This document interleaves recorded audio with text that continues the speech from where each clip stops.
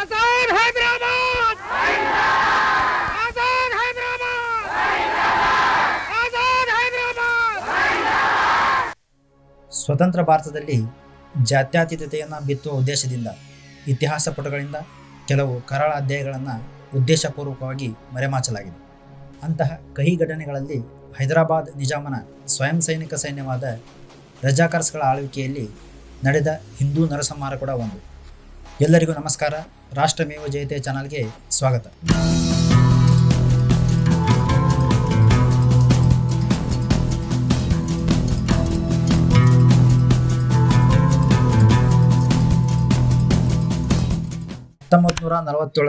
ಭಾರತ ಪಾಕಿಸ್ತಾನ ವಿಭಜನೆ ಸಮಯದಲ್ಲಿ ಗಡಿಯಲ್ಲಾದಂತಹ ನರಸಂಹಾರವನ್ನು ಮರೆಯೋದು ಕಷ್ಟ.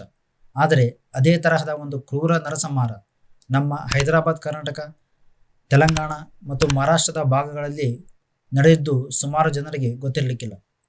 ನಮಗೆ ಸ್ವತಂತ್ರ ಸಿಕ್ಕಾಗ ಭಾರತದಲ್ಲಿ ಬರೋಬ್ಬರಿ 562 ರಾಜಪ್ರಭುತ್ವದ ರಾಜ್ಯಗಳಿದ್ವು.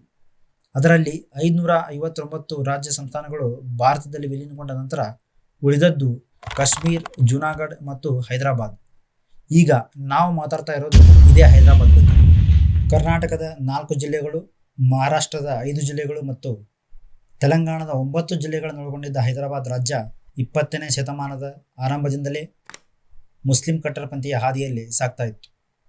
ಈ ನಡುವೆ ಮೊಹಮ್ಮದ್ ನವಾಜ್ ಖಾನ್ ಎಂಬ ನಿವೃತ್ತ ಅಧಿಕಾರಿಯೊಬ್ಬರು MIM ಅಂದರೆ ಮಜ್ಲಿಸ್ ಎ ಇತ್ತೆಹಾದುಲ್ ಮುಸ್ಲಿಮೀನ್ ಎಂಬ ಪಕ್ಷವನ್ನು ಸ್ಥಾಪನೆ ಮಾಡಿದರು. ಮಜ್ಲಿಸ್ ಎ ಇತ್ತೆಹಾದುಲ್ ಮುಸ್ಲಿಮೀನ್ ಬರ್ತಾ ಒಂದು ಶಕ್ತಿಶಾಲಿ ಸಂಘಟನೆಗೆ ಬೆಳೆಯಿತು. ಇದರ ಮೂಲ ಉದ್ದೇಶ ಹಿಂದೂಗಳು ಮತ್ತು ಪ್ರಗತಿಶೀಲ ಮುಸ್ಲಿಮರನ್ನು ಅಧಿಕಾರದಿಂದ ದೂರವಿಟ್ಟು ಹೈದರಾಬಾದ್ ರಾಜ್ಯದಲ್ಲಿ ಮುಸ್ಲಿಮರ ಸಂಖ್ಯೆಯನ್ನು ಹೆಚ್ಚಿಸಿ ಹೈದರಾಬಾದನ್ನು ಮುಸ್ಲಿಂ ರಾಜ್ಯ ಅಂತ ಘೋಷಿಸುವುದಾಗಿತ್ತು. 1938ರಲ್ಲಿ MIMನ ಅಧ್ಯಕ್ಷನಾಗಿದ್ದಂತಹ ಬಹದ್ದೂರ್ ಯಾರ್ ಜಂಗ್ ಸ್ವಯಂ ಸೇವಕರಿಂದ ಕೂಡಿದ ಕಾಕಿ ತೊಟ್ಟ ಒಂದು ಅರ್ಧ ಸೈನಿಕ ಬಲವನ್ನು ಘಟನೆ ಮಾಡಿದ. ಆ ಸ್ವಯಂ ಸೇವಕರೇ ರಜಾಕರ್ಸ್ ಎಂದು ಕರೆಸಿಕೊಳ್ಳುತ್ತಿದ್ದ ನಿಜಾಮನ ಪ್ರೈವೇಟ್ ಆರ್ಮಿ. ರಜಾಕರ್ಸ್ ಎಂಬುದು ಅರಬಿ ಪದವಾಗಿದ್ದು ಇದರ ಅರ್ಥ ಸ್ವಯಂ ಸೇವಕ ಎನ್ನುವುದು. ಅವಶ್ಯಕತೆ ಬಿದ್ದಾಗ ಶಸ್ತ್ರಗಳನ್ನು ಎತ್ತಿಕೊಳ್ಳುತ್ತಿದ್ದ ಇವರನ್ನ ಅಲ್ಲಾಹನ ಸೈನಿಕರು ಎಂದು ಕೂಡ ಕರೆಯುತ್ತಾ ಇದ್ರು. 1944ರಲ್ಲಿ ಬಹದ್ದೂರ್ ಯಾರ್ ಜಂಗ್ನ ಕೊಲೆಯಾದ ನಂತರ ಮಹಾರಾಷ್ಟ್ರದ ಲಾತೂರ್ನಲ್ಲಿ ಜನಿಸಿ ಅಲಿಗಢ್ ಮುಸ್ಲಿಂ ಯೂನಿವರ್ಸಿಟಿಯಲ್ಲಿ ವ್ಯಾಸಂಗ ಮಾಡಿದ್ದ ಕಾಸಿಂ ರಿಜ್ವಿ ಎಂಬಾತ MIMನ ಅಧ್ಯಕ್ಷ ಆಗ್ತಾನೆ. ಅತ್ಯಂತ ಕಟ್ಟರವಾದಿಯಾಗಿದ್ದ ಕಾಸಿಂ ರಿಜ್ವಿಯ ನಾಯಕತ್ವದಲ್ಲಿ ರಜಾಕರ್ಸ್ಗಳ ಸಂಖ್ಯೆ ಗಣನೀಯ ಪ್ರಮಾಣದಲ್ಲಿ ಹೆಚ್ಚಾಯಿತು.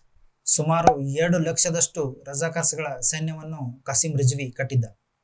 ಸಾಮಾನ್ಯವಾಗಿ 1942ರ ತನಕ ಪರೇಡ್ ಮಾಡುವುದು, ಧ್ವಜಕ್ಕೆ ಸಲ್ಯೂಟ್ ಮಾಡುವುದು ಮತ್ತು ಸಾಮೂಹಿಕ ಸಭೆಗಳಲ್ಲಿ ಶಿಸ್ತು ಕಾಪಾಡುವುದು ರಜಾಕರ್ಸ್ಗಳ ಕೆಲಸ ಆಗಿತ್ತು. ಆದರೆ ಹೋಗ್ತಾ ರಜಾಕರ್ಸ್ಗಳ ಉದ್ದೇಶ ಹೈದರಾಬಾದ್ನ ಅಖಂಡತೆಯನ್ನು ಕಾಯಂಗೊಳಿಸಿ ಹೈದರಾಬಾದನ್ನು ಮುಸ್ಲಿಂ ರಾಜ್ಯ ಅಂತ ಘೋಷಿಸುವುದಾಗಿತ್ತು. ನೆಹರು ಸರ್ಕಾರದಲ್ಲಿ ಅಗ್ರಿಕಲ್ಚರ್ ಮಿನಿಸ್ಟರ್ ಆಗಿದ್ದಂತಹ KM ಮುನ್ಷಿ ಅವರು ಕಾಸಿಂ ರಿಜ್ವಿ ನಿಜಾಮನಿಗೆ ಹೇಳಿದ ಮಾತುಗಳನ್ನು ತಮ್ಮ ಪುಸ್ತಕದಲ್ಲಿ ದಾಖಲಿಸಿದ್ದಾರೆ. ಕಾಸಿಂ ರಿಜ್ವಿ ಹೇಳ್ತಾನೆ, ಕಾಗದದ ಮೇಲೆ ಪೆನ್ನಿಂದ ಬರೆದಂತಹ ಕಟ್ಟಡಕ್ಕಿಂತ ಕೈಯಲ್ಲಿ ಖಡ್ಗ ಹಿಡಿದು ಸಾಯುವುದು ಮೇಲು. ನೀವು ನಮ್ಮ ಜೊತೆ ಇದ್ದರೆ ಬಂಗಾಳ ಕೊಲ್ಲಿ ಅಲೆಗಳು ನಿಮ್ಮ ಪಾದ ಸ್ಪರ್ಶ ಮಾಡುತ್ತೆ. ನಾವು ಮೊಹಮ್ಮದ್ ಗಜ್ನಿಯ ಕುಲದವರು. ನಾವೇನಾದರೂ ನಿಶ್ಚಯಿಸಿದರೆ ಕೆಂಪು ಕೋಟೆಯ ಮೇಲೆ ಹಸಿರು ಧ್ವಜ ಹಾರಿಸಬಲ್ಲೆವು ಅಂತ. ರಜಾಕರ್ಸ್ಗಳ ಆಳ್ವಿಕೆಯಲ್ಲಿ ಹಿಂದೂಗಳ ಮೇಲೆ ಆದಂತಹ ದೌರ್ಜನ್ಯಗಳು ಅಷ್ಟಿಷ್ಟಲ್ಲ.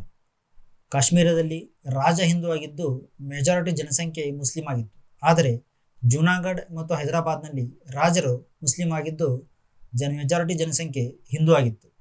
ಆದ್ದರಿಂದ ರಾಜರು ಪಾಕಿಸ್ತಾನಕ್ಕೆ ಸೇರಲು ಬಯಸಿದರೆ ಜನರು ಇಂಡಿಯಾ ಜೊತೆ ಸೇರಲು ಬಯಸಿದರು. ಇದರಿಂದ ಈ ಪ್ರದೇಶಗಳಲ್ಲಿ ಪ್ಲೆಬಿಸೈಟ್ ಅಂದರೆ ಜನಾಭಿಪ್ರಾಯ ಸಂಗ್ರಹ ನಡೆಯಬಹುದು ಅನ್ನೋ ಒಂದು ಸುದ್ದಿ ಇತ್ತು. ಇದರಿಂದ ಎಚ್ಚೆತ್ತ ಕಾಸಿಂ ರಿಜ್ವಿ ಹೈದರಾಬಾದಾದ್ಯಂತ ತ್ವರಿತ ಕಾರ್ಯಾಚರಣೆಯನ್ನು ಶುರು ಮಾಡ್ತಾನೆ. ಹಳ್ಳಿಗಳಿಗೆ ನುಗ್ಗಿ ಸಾಮೂಹಿಕ ಧರ್ಮ ಪರಿವರ್ತನೆ ಮಾಡ್ತಾರೆ. ವಿರೋಧಿಸಿದವರನ್ನ ಗುಂಡಿಕ್ಕಿ ಕೊಲ್ತಾರೆ. ಹಿಂದೂ ಮಹಿಳೆಯರ ಮೇಲೆ ಅತ್ಯಾಚಾರ ಎಸಗ್ತಾರೆ. ಅವರನ್ನು ವಿವಸ್ತ್ರಗೊಳಿಸಿ ನೃತ್ಯ ಮಾಡಿಸ್ತಾರೆ. ಇವರ ಹಿಂಸೆ ಮತ್ತು ಅವಮಾನವನ್ನು ತಾಳಲಾರದೆ ಅನೇಕ ಮಹಿಳೆಯರು ಹೊಲಗಳಲ್ಲೇ ಇದ್ದ ಬಾವಿಗಳಿಗೆ ಹಾರಿ ತಮ್ಮ ಪ್ರಾಣವನ್ನು ಬಿಡ್ತಾರೆ. ಬಂದೂಕಿನ ಗುಂಡುಗಳನ್ನು ಉಳಿಸುವ ಉದ್ದೇಶದಿಂದ ಊರಿನ ಪುರುಷರನ್ನ ಒಂದೇ ಲೈನ್ನಲ್ಲಿ ಒಬ್ಬರ ಹಿಂದೊಬ್ಬರಂತೆ ನಿಲ್ಲಿಸಿ ಗುಂಡು ಹಾರಿಸಿ ಕೊಲ್ಲಲಾಗುತ್ತೆ. ಹಾಗೆ ಒಂದು ಊರಲ್ಲಂತೂ ಊರಿನ ಎಲ್ಲ ಪುರುಷರನ್ನ ವಿವಸ್ತ್ರಗೊಳಿಸಿ ಅವರ ಮರ್ಮಾಂಗಕ್ಕೆ ಸೀಮೆ ಎಣ್ಣೆಯಲ್ಲಿ ಎದ್ದಿದ್ದ ಬಟ್ಟೆಯನ್ನು ಸುತ್ತಿ ಸುಡಲಾಗುತ್ತೆ. ಹಿಂದೂ ಪೂಜಾರಿಗಳು ಇವರ ಮೇನ್ ಟಾರ್ಗೆಟ್ ಆಗಿರ್ತಿದ್ರು. ಪೂಜೆ ಮುಗಿಸಿ ಬರುತ್ತಿದ್ದ ಒಬ್ಬ ಪೂಜಾರಿಯ ತಲೆಯನ್ನ ಕಲ್ಲಿನ ಗಂಬಕ್ಕೆ ಬಡಿದು ಬಡಿದು ಕೊಂದಿರುವ ಘಟನೆ ವರದಿಯಾಗಿದೆ. ಹಾಗೆ 5 ಪೂಜಾರಿಗಳನ್ನ ತಲೆ ಕೆಳಗೆ ಮಾಡಿ ಕಟ್ಟಿ ಕೆಳಗಿನಿಂದ ಬೆಂಕಿ ಹಚ್ಚಿಸಿ ನರಳಿ ಸಾಯುವಂತೆ ಮಾಡ್ತಾರೆ.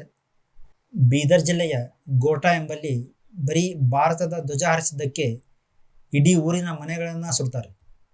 ಇವರ ಭಯಕ್ಕೆ ಓಡಿ ಹೋದ ಜನ ಮತ್ತೆ ತಿರುಗಿ ವಾಪಸ್ ಬಂದಿದ್ದು ಆಪರೇಷನ್ ಪೋಲೋ ಆದ ಮೇಲೆ. ಇಷ್ಟೇ ಅಲ್ಲ, ಹಿಂದೂಗಳ ಮೇಲೆ ನಾನಾ ತರಹದ ಟ್ಯಾಕ್ಸ್ಗಳಿದ್ದು, ಕೂದಲು ಬಿಟ್ಟರೆ ಒಂದು ಟ್ಯಾಕ್ಸ್, ಬೋಳಿಸಿದರೆ ಒಂದು ಟ್ಯಾಕ್ಸ್, ಮಗು ಹುಟ್ಟಿದರೆ ಟ್ಯಾಕ್ಸ್. ಹಾಗೆ ಮುಸಲ್ಮಾನರಂತೆ ಹಿಂದೂಗಳು ಕೂಡ ಕುರ್ತಾ ಪೈಜಾಮ ಧರಿಸಬೇಕು ಎಂಬ ಕಾನೂನಿತ್ತು. ಈ ಕಾನೂನಿನ ವಿರುದ್ಧ ಆಗಿನ ಸಮಯದಲ್ಲಿ ಯುವ ನಾಯಕರಾದಂತಹ PV ನರಸಿಂಹರಾವ್ ಅವರು ಧೋತಿ ಧರಿಸುವ ಹಕ್ಕಿಗಾಗಿ ಹೋರಾಟ ಮಾಡಿರ್ತಾರೆ. ಎಲ್ಲೋ ಇಸ್ರೇಲ್ನಲ್ಲಿ ಅಲ್-ಅಕ್ಸಾ ಮಾಸ್ಕ್ ಮೇಲೆ ದಾಳಿಯಾದರೆ ಹೈದರಾಬಾದ್ನ ಹಿಂದೂಗಳ ಮೇಲೆ ಹಲ್ಲೆ ಆಗ್ತಾ ಇತ್ತು. ಹಿಂದೂಗಳು ಒಂದು ಸಣ್ಣ ವ್ಯಾಯಾಮ ಶಾಲೆಯನ್ನು ತೆರೆಯಬೇಕೆಂದ್ರೂ ಕೂಡ ನಿಜಾಮನ ಪರ್ಮಿಷನ್ ಬೇಕಿತ್ತು. ಇಂತಹದರಲ್ಲಿ ಹಿಂದೂಗಳು ತಮ್ಮ ಸುರಕ್ಷತೆಗೆ ಬೇಕಾದ ವ್ಯವಸ್ಥೆಯನ್ನು ಮಾಡಿಕೊಳ್ಳುವುದು ಕನಸಾಗಿತ್ತು. ಸಾರ್ವಜನಿಕ ಸ್ಥಳಗಳಲ್ಲಿ ಹೋಮ, ಹವನ, ಪೂಜೆ, ಭಜನೆ, ರಥಯಾತ್ರೆ ಇಂಥವುಗಳನ್ನು ಮಾಡುವುದು ನಿರ್ಬಂಧಿಸಲಾಗಿತ್ತು. ಇದನ್ನು ವಿರೋಧಿಸಿ ಮಾರ್ಕೆಟ್ನಲ್ಲಿ ನಟ್ಟ ನಡುವೆ ಹೋಮವನ್ನು ಮಾಡಿದ ಒಬ್ಬರನ್ನ ಎಲ್ಲರ ಮುಂದೆ ಗುಂಡಿಕ್ಕಿ ಕೊಲ್ಲಲಾಯಿತು. ದೇಹ ಬಲವರ್ಧನೆ ಅಷ್ಟೇ ಅಲ್ಲದೆ ಹಿಂದೂಗಳು ತಮ್ಮ ಬುದ್ಧಿ ಬಲವರ್ಧನೆಗೆ ಕೂಡ ಅವಕಾಶ ಇರಲಿಲ್ಲ. ಹಿಂದೂಗಳು ಗ್ರಂಥಾಲಯವನ್ನು ತೆರೆಯುವುದು ಕೂಡ ನಿರ್ಬಂಧಿಸಲಾಗಿತ್ತು. ಹಿಂದೂಗಳು ಹೊಸ ಮಂದಿರವನ್ನು ನಿರ್ಮಿಸಬೇಕಂದ್ರೂ ಕೂಡ ನಿಜಾಮನ ಪರ್ಮಿಷನ್ ಬೇಕಿತ್ತು. ಕೇಸರಿ ಧ್ವಜ ಹಾರಿಸುವಂತಿರಲಿಲ್ಲ. ಎಲ್ಲ ಕಡೆ ರಜಾಕರ್ಸ್ಗಳ ನಿಗಾ ಇರುತ್ತಿತ್ತು. ಹಾಗೆ ಶುಕ್ರವಾರದ ನಮಾಜಿನ ನಂತರ ನಗರಗಳಲ್ಲಿ ಪರೇಡ್ ಮಾಡುತ್ತಿದ್ದ ರಜಾಕರ್ಸ್ಗಳು ತಮ್ಮ ಘೋಷಣೆಗಳ ಮೂಲಕ ಹಿಂದೂಗಳನ್ನು ಹೆದರಿಸುತ್ತಿದ್ದರು. ಎಲ್ಲ ಶಾಲೆಗಳು ನಿಜಾಮನ ನಿಯಂತ್ರಣದಲ್ಲಿದ್ದರಿಂದ ಕಲಿಕಾ ಮಾಧ್ಯಮ ಉರ್ದು ಆಗಿತ್ತು. ಸ್ಥಳೀಯ ಮಾತೃಭಾಷೆಗಳಾದ ಕನ್ನಡ, ತೆಲುಗು, ಮರಾಠಿಗಳಲ್ಲಿ ಕಲಿಯುವುದು ನಿರ್ಬಂಧವಾಗಿತ್ತು. ಇಷ್ಟೆಲ್ಲ ಹಿಂಸೆ ದೌರ್ಜನ್ಯಗಳು ಹಿಂದೂಗಳ ಮೇಲೆ ಯಾಕೆ ಅಂದರೆ, ಇವರ ಅಲ್ ಮಾಲಿಕ್ ಎಂಬ ಥಿಯರಿ ಪ್ರಕಾರ ಪ್ರತಿಯೊಬ್ಬ ಮುಸ್ಲಿಂ ಕೂಡ ನಾನೇ ಈ ಸ್ಥಳದ ನಾಯಕ, ನಾನೇ ಈ ಸ್ಥಳದ ಮಾಲೀಕ ಎಂಬ ಒಂದು ಭಾವನೆ ಅವರಲ್ಲಿ ಬರಲಿ ಅಂತ ಇಷ್ಟೆಲ್ಲ ದೌರ್ಜನ್ಯ ಹಿಂದೂಗಳ ಮೇಲೆ ನಡೀತಾ ಇತ್ತು.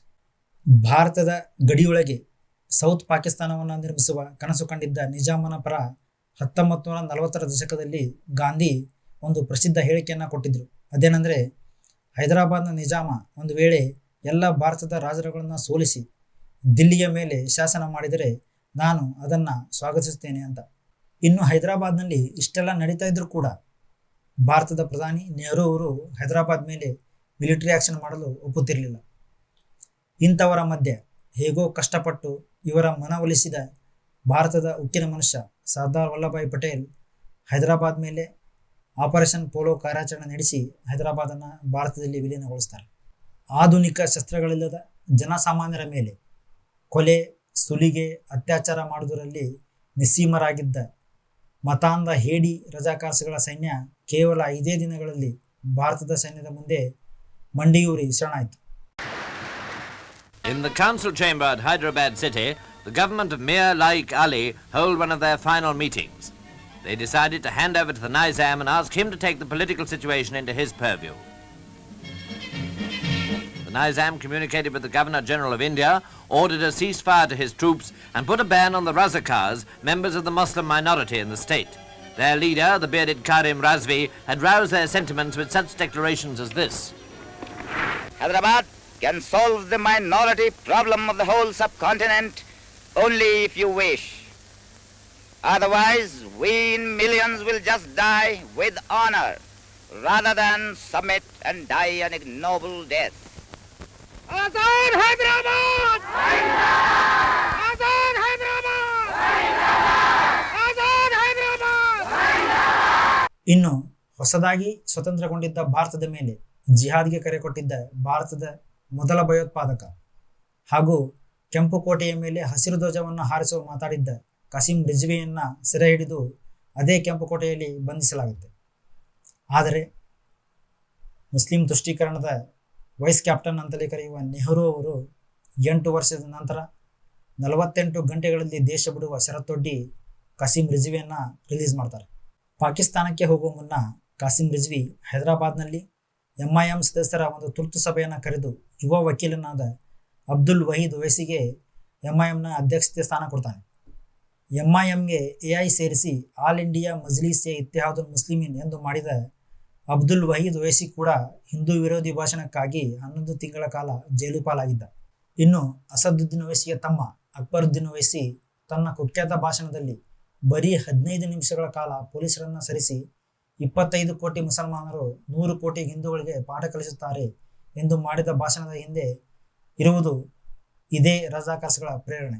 ಹೇಗೆ ಹಿಂದೂ ವಿರೋಧಿ ಶಕ್ತಿಗಳಿಂದ ಕಾಶ್ಮೀರದಲ್ಲಾದ ಹಿಂದೂ ನರಸಂಹಾರವನ್ನು ವಲಸೆ ಎಂದು ಚಿತ್ರಿಸಲಾಗಿದೆಯೋ, ಕಲ್ಕತ್ತಾದ ಡೈರೆಕ್ಟ್ ಆಕ್ಷನ್ ಡೇ, ಮುಪ್ಲಾದಲ್ಲಾದ ಮಲಬಾರ್ ಹಿಂದೂಗಳ ಮಾರಣಹೋಮವನ್ನು ಮುಚ್ಚಿ ಹಾಕಿದ್ದಷ್ಟೇ ಅಲ್ಲದೆ ತಿರುಚಿ ಹೇಳಲಾಗಿದೆಯೋ, ಹಾಗೆ ಹೈದರಾಬಾದ್ನ ರಜಾಕರ್ಸ್ಗಳ ಕರಾಳ ಅಧ್ಯಾಯವನ್ನು ಕೂಡ ಜನಮಾನಸದಿಂದ ದೂರ ಇಟ್ಟಿದ್ದು ಇವತ್ತು ಇದರ ಬಗ್ಗೆ ತೆಲಂಗಾಣ ಹಾಗೂ ಆಂಧ್ರದಲ್ಲಿ ಕೂಡ ಮಾತನಾಡದೇ ಇರುವುದು ಅತ್ಯಂತ ಬೇಸರದ ಸಂಗತಿಯಾಗಿದೆ. ಜೈ ಹಿಂದ್.